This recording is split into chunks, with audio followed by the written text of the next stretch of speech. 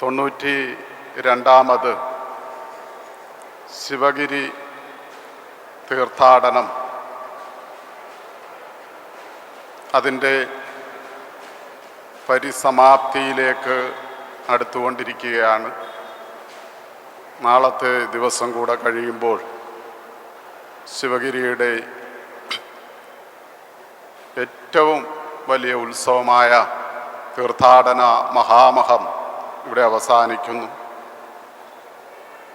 ഈ തീർത്ഥാടനത്തിലൂടെ ഗുരു നമുക്ക് കാട്ടിത്തന്നത്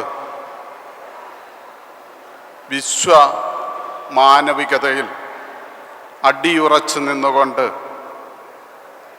നമ്മൾ പ്രവർത്തിക്കുക എന്നുള്ളതാണ് ലക്ഷ്യമിട്ടത്. എല്ലാ മതത്തിൻ്റെയും സാരം ഒന്നാണെന്നുള്ള മതാതീത ആത്മീയതയുടെ മഹത്തായ സന്ദേശമാണ് ഗുരു നമുക്ക് ഒരു ജാതി, ഒരു മതം, ഒരു ദൈവം, മനുഷ്യന് എന്ന അദ്വൈത തത്വ സംഹിതയിലൂടെ നമ്മളെ പഠിപ്പിച്ചത്. എന്തുകൊണ്ടാണ് ഗുരു ഈ അദ്വൈത സിദ്ധാന്തത്തിൽ അടിയുറച്ചു നിന്നുകൊണ്ട് എല്ലാ മനുഷ്യരും ഒന്നാണ് എന്ന് പറയുവാനുണ്ടായ കാരണം, ഗുരു ഉണ്ടായ അല്ലെങ്കിൽ ഗുരു ഇവിടെ സ്വശരീരനായി ജീവിച്ചിരുന്ന കാലഘട്ടത്തിൽ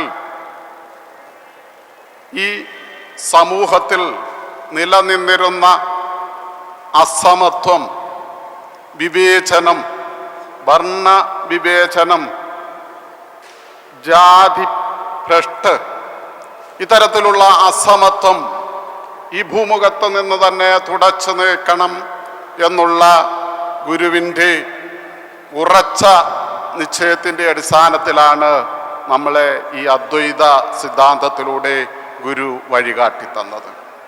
അപ്പോൾ ഇവിടെ സമത്വം എന്ന ആശയം ഈ സമൂഹത്തിൽ നടപ്പാക്കുക,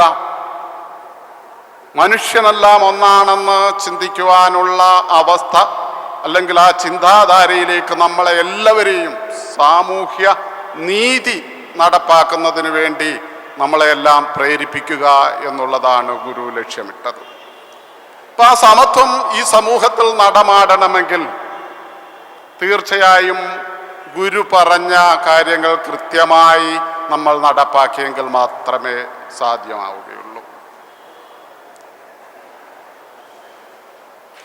പ്രധാനമായും ഗുരു പറഞ്ഞ 8 ലക്ഷ്യങ്ങളിൽ വിദ്യാഭ്യാസം, അതേപോലെ തന്നെ വ്യവസായം, ഇന്നത്തെ സമ്മേളനത്തിൻ്റെ ഇപ്പോൾ നടക്കുന്ന സമ്മേളനം വ്യവസായത്തെയും ടൂറിസത്തെയും സംബന്ധിച്ചുള്ളതാണ്.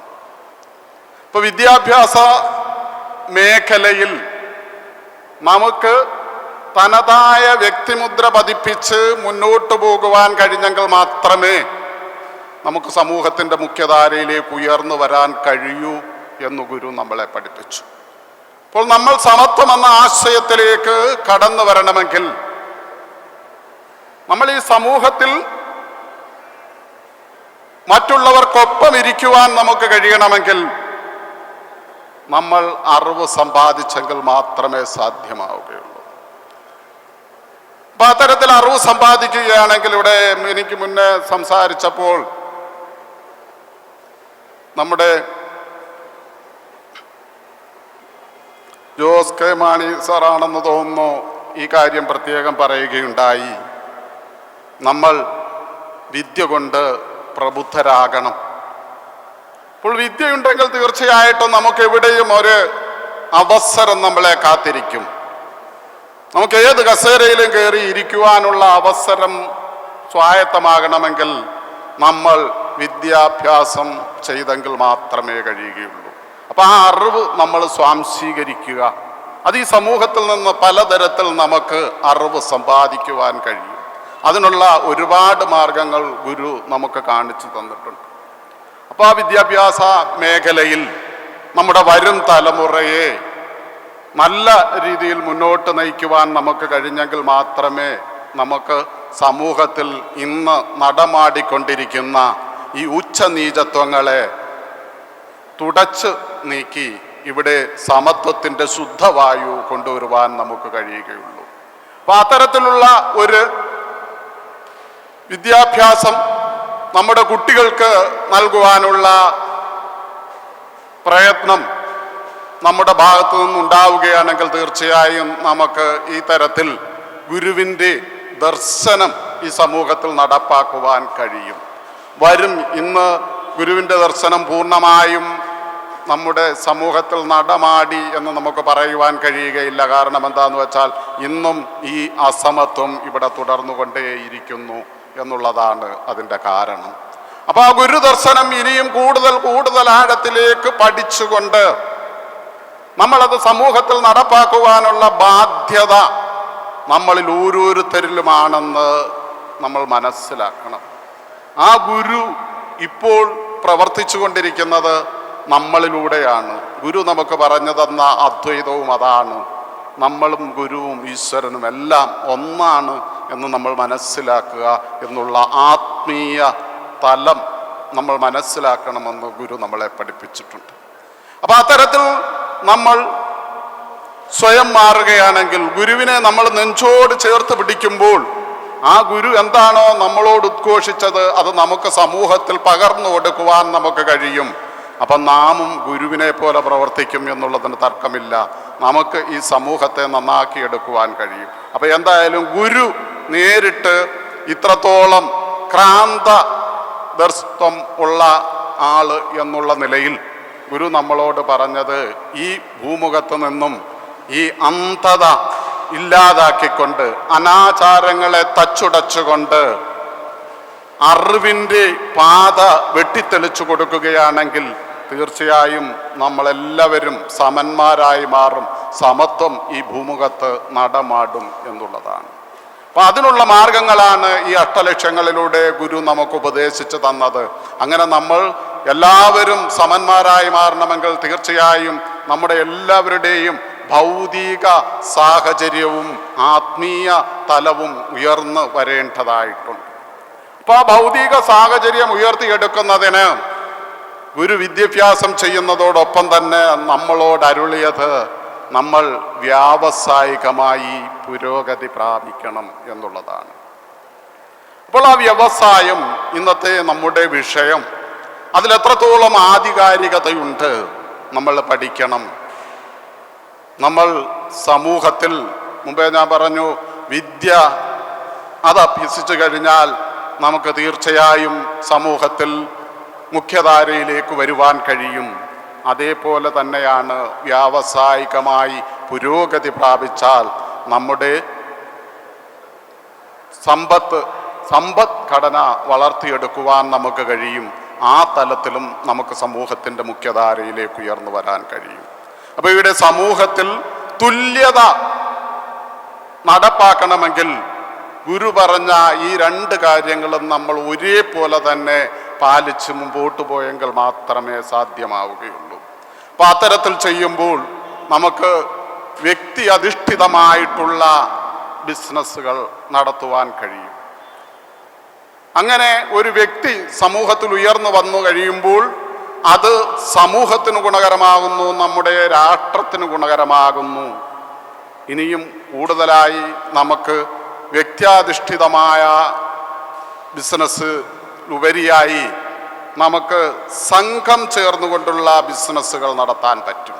കമ്പനികൾ രൂപീകരിച്ചുകൊണ്ട്, ഒരു കമ്പനി രൂപീകരിക്കുമ്പോൾ സമൂഹത്തിലെ പലതരത്തിലുള്ള ആളുകളുടെയും മൂലധനം സ്വീകരിച്ചുകൊണ്ട് നമ്മൾ കമ്പനികൾ രൂപീകരിച്ചുകൊണ്ട് ബിസിനസ് ആരംഭിക്കുമ്പോൾ അത് ഈ സമൂഹത്തിലുള്ള പലരിലേക്കും വ്യാപിപ്പിക്കാൻ കഴിയുകയും സമൂഹത്തിനൊന്നാകെ ഉന്നമനം ഉണ്ടാക്കുവാൻ കഴിയുകയും ചെയ്യും.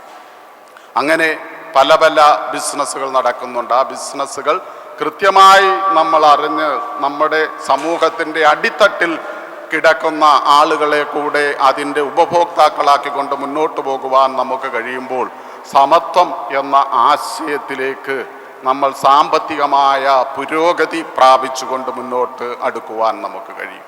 അപ്പോൾ വിദ്യ കൊണ്ടും വ്യാവസായികമായ പുരോഗതി കൊണ്ടും നമുക്ക് മുന്നേറുവാനാണ് ഗുരു നമുക്ക് കാണിച്ചു തന്നത്. അതേപോലെ തന്നെ ഇന്നത്തെ പ്രതിപാദ്യ വിഷയത്തിൽ ടൂറിസം, വ്യവസായത്തിൻ്റെ മറ്റൊരു ശൃംഖലയാണ് ടൂറിസമായിട്ടിരിക്കുന്നത്. ടൂറിസം മേഖല മെച്ചപ്പെടുത്തുന്നത് വഴി നമ്മുടെ സാമ്പത്തിക പുരോഗതി നമുക്ക് നേടിയെടുക്കുവാൻ കഴിയും. നമ്മുടെ നാട്ടിൽ ടൂറിസം വളർത്തുകയാണെങ്കിൽ തീർച്ചയായും നമുക്ക് അന്യദേശത്തു നിന്നും ആളുകളെ ഈ നാട്ടിലേക്ക് ആകർഷിക്കുവാനും ആ ആകർഷിക്കുന്നത് വഴി നമുക്ക് അന്യദേശത്തു നിന്നും പണം നമ്മുടെ നാട്ടിൽ കൊണ്ടുവരാൻ കഴിയുകയും അതേപോലെ തന്നെ അത് ഒരു ബിസിനസ്സാക്കി നമുക്ക് മാറ്റുവാൻ കഴിയുന്നതുമാണ്. അത്തരത്തിൽ സാമൂഹിക പുരോഗതി ലക്ഷ്യമിട്ടുകൊണ്ട് നമ്മൾ വ്യാവസായികമായി ഉയരുന്നതിനുള്ള എന്തെല്ലാം പശ്ചാത്തലങ്ങൾ ഈ ഭൂമിയിൽ ഉണ്ടാക്കുവാൻ നമുക്ക് കഴിയുമോ അത്തരത്തിൽ നമ്മൾ മറ്റുള്ളവരെ ചേർത്ത് പിടിച്ചുകൊണ്ട് സാമൂഹിക പുരോഗമനം നടപ്പാക്കുക എന്നുള്ളതാണ് ഗുരു ലക്ഷ്യമിട്ടത്. അതിന് ഈ ലക്ഷ്യങ്ങളുടെ പിന്നാലെ നമ്മൾ പോവുകയാണെങ്കിൽ തീർച്ചയായിട്ടും ഒരു വ്യക്തി അവൻ എങ്ങനെയായി തീരണമോ എന്നുള്ളതിനെ കുറിച്ച് എല്ലാ കാര്യങ്ങളും അതിനകത്ത് പറയുന്നുണ്ട്. നമ്മൾ ഗുരു പറഞ്ഞതുപോലെ ആത്മീയ തലത്തിലും ഭൗതിക തലത്തിലും ഉള്ള ഉന്നമനമാണ് നമുക്ക് ആവശ്യമെന്ന് പറയുമ്പോൾ ഞാനിപ്പോൾ ഭൗതിക തലത്തിൽ നമ്മൾ എങ്ങനെ ഉയരും എന്നുള്ളതാണ് പറഞ്ഞത്. ആത്മീയ തലത്തിൽ ഒരു വ്യക്തി ആത്മീയ തലത്തിൽ കൂടി ഉയർന്നെങ്കിൽ മാത്രമേ പൂർണ്ണമായ ഒരു മനുഷ്യനായി എന്ന് നമുക്ക് പറയുവാൻ കഴിയുകയുള്ളൂ. ഇവിടെ സമയം വളരെ അതിക്രമിച്ചിരിക്കുകയാണ്, അതുകൊണ്ട് നീട്ടിക്കൊണ്ടു പോകുവാൻ കഴിയുന്നതല്ല. അതേപോലെ തന്നെയാണ് നമുക്ക് ഈ സമൂഹത്തിൽ സമത്വം നടപ്പാക്കണമെങ്കിൽ സംവരണം എന്ന വിഷയം നമ്മുടെ മുന്നിൽ ഈ പ്രാവശ്യം ഇവിടെ ശിവഗിരി തീർത്ഥാടനത്തിൻ്റെ ഒരു പ്രതിപാദ്യ വിഷയമായി നടത്തപ്പെട്ട ഒരു സമ്മേളനം സംവരണ സംരക്ഷണമാണ്. അതെന്തുകൊണ്ടും അനിവാര്യതയുള്ള ഒരു സമ്മേളനമായിരുന്നു. കാരണം എന്താണെന്ന് ചോദിച്ചാൽ ഈ സംവരണം കാത്തു സൂക്ഷിക്കേണ്ടത് ഗുരു മുന്നിൽ കണ്ട ഈ സമത്വം എന്ന ആശയം നടപ്പാക്കണമെങ്കിൽ തീർച്ചയായും ഈ സമൂഹത്തിൽ നമ്മുടെ ഭരണഘടനാ ശില്പികൾ തുടങ്ങി വെച്ചിട്ടുള്ള സംവരണത്തിലൂടെ മാത്രമേ അതിന് കഴിയുകയുള്ളൂ. അപ്പോൾ ആ സംവരണം, അതിനെക്കുറിച്ചൊന്നും ദീർഘമായി പറയുവാൻ ഇപ്പോഴത്തെ സമയം ഇവിടെ അനുവദിക്കുന്നില്ല. എന്തായാലും ഗുരുവിൻ്റെ ആ സമത്വം എന്ന ആശയത്തിൻ്റെ തുടക്കം നമുക്കറിയാം. അരുവിപ്പുറം പ്രതിഷ്ഠയിലൂടെയാണ് ഗുരു ആ നവോത്ഥാനത്തിന് തുടക്കം കുറിച്ചത്. അത് ഇനി കാലങ്ങളോളം തുടർന്നുകൊണ്ടിരിക്കും. അപ്പോൾ ഈ സമൂഹത്തിൽ സമത്വം നിലനിൽക്കുന്നിടത്തോളം കാലം ശ്രീനാരായണ ദർശനം ഈ ലോകത്തിൻ്റെ നെറുകയിൽ ഒരു മാണിക്യ മകുടമായി ചൂടുവാൻ ഇപ്പോൾ ഇവിടെ നമ്മുടെ ശിവഗിരി മഠം വളരെയേറെ അതിനുവേണ്ടി പ്രവർത്തിക്കുന്നുണ്ട്. അതിൻ്റെ ഒരു നേർക്കാഴ്ചയാണ് നമുക്ക് ഇപ്പോൾ വത്തിക്കാനിലൊക്കെ നടന്ന സമ്മേളനങ്ങളിലൂടെ കാണാൻ കഴിഞ്ഞത്.